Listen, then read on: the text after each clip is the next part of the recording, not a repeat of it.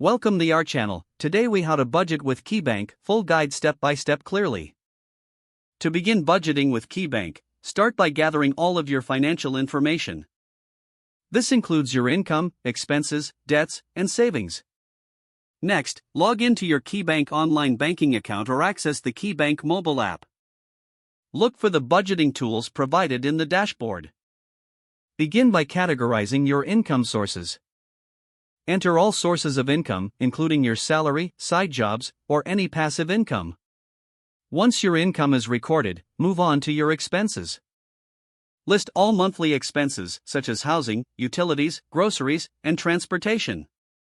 Be sure to include irregular expenses, like annual subscriptions or unexpected repairs. Utilize KeyBank's budgeting tool to organize these categories effectively. After entering your income and expenses, it's time to set financial goals.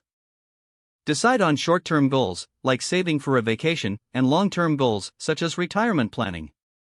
Next, calculate your net income by subtracting your total expenses from your total income. If your expenses exceed your income, look for areas to cut back. Evaluate discretionary spending categories like dining out, entertainment, and shopping.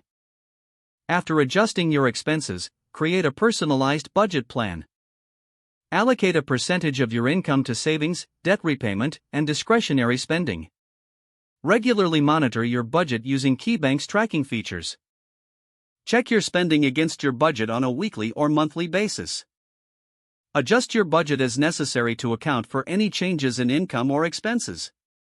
Consider using KeyBank's financial education resources for additional tips. Celebrate your progress as you reach new financial milestones. Consistency is key to successful budgeting, so stick to your plan. Remember, budgeting is an ongoing process and may require adjustments over time. Utilize KeyBank's tools to stay on track and informed about your financial health. If the page does not load, refresh the browser or try again in a private or incognito window.